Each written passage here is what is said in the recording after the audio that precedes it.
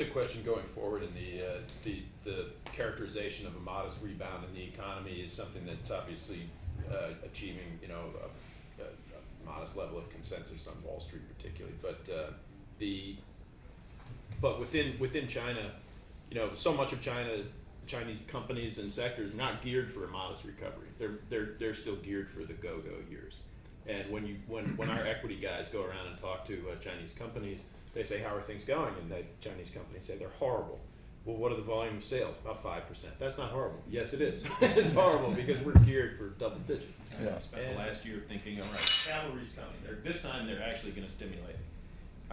For like 6 months, every Friday there was a rumor that RRR was about to get cut, and the market would rise on Friday and fall on Monday when they didn't cut it on the weekend. Is there a risk in your mind that there's, now that the transition has come in, if they don't come up with a more substantial stimulus in the short term, that there is a lagged impact of this weakness, where you have companies that have been hoping that they would finally have a new stimulative program, a new return to a lot of big projects, and if that doesn't come through, the lagged impacts of downsizing the labor force, of closing factories, of finally some of these some of the real consolidation that obviously needs to happen, but is potentially economically disruptive over the next 6 to 12 months. Well, you raised a lot of points. Let me try and sort of segment them a little bit. First, on the RRR, why they haven't, in light of the declining growth, they haven't lowered that. They've shifted to a new system of monetary policy altogether. What you have seen in the last 3 months is a fundamental change in the way the central bank of that country operates and manages liquidity within the financial system. The problem since about 2004 had been enormous external surpluses plus hot money inflows. That translated into massive reserve buildup, matched by, of course, domestic currency explosion, which had to be sterilized. The central bank, for at least 5-6 years, was concentrating on sterilizing the excessive liquidity, and they did that partly by raising all the time the RRR, but also by selling more and more central bank bonds, right? So they have an enormous balance sheet. The balance sheet of China's central bank is now larger than the balance sheet of Mr. Bernanke's here. It's the largest central bank measured by that metric in the world. Now, that has changed fundamentally, and I don't understand fully why, in the last 4 or 5 months. Central bank has begun to operate more like a typical Western central bank. Focus more at influencing short-term interest rates and liquidity, not through, say, 2x4 administrative measures by open market, but by open market operations. And the instrument they have chosen to do that is reverse repos.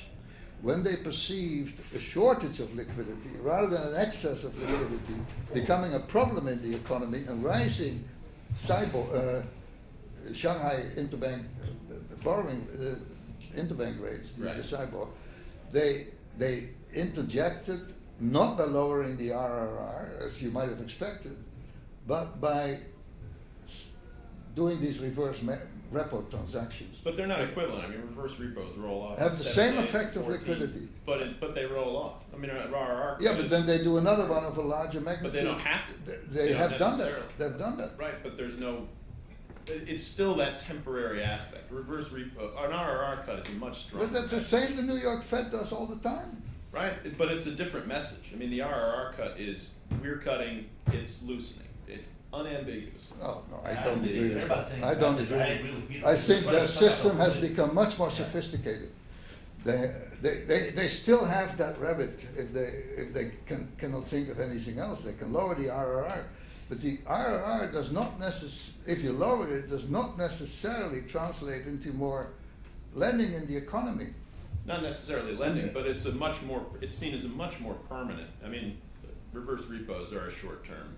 Yeah. I mean, that's a short-term injection withdrawal. Well, I don't claim to understand the motivations, but they have chosen this instrument, and to me it signals that they want to become a more modern central bank. Why they've chosen this particular instrument, I don't know. But I think it works more effectively, works more quickly than lowering the RRR, and it makes them more modern as a central bank. They operate more like the New York Fed now. I agree. I suspect that it's probably to do with, I mean, when they do a big reverse repo, market doesn't really do anything. If they were to cut, and it's the equivalent of 50 basis points RRR cut, but if they cut 50 basis points RRR, the market would shoot north, even though it's the same impact. And John, I don't think that they don't care about the market. Their purpose is not, let's how to appease the stock market people. They don't really care. If they're running 500 to 600 billion in reverse repos a month, right? Your 50 basis point cut on an 85 trillion, gets you right there. So I mean, their concern, as Peter mentioned, is the stock liquidity gap. What my concern is, which you're talking about, you're saying the more important second area, the real estate and the administrative stuff like that. I'm not so concerned about the administrative, because that's superficial, about the two policy house and stuff like that.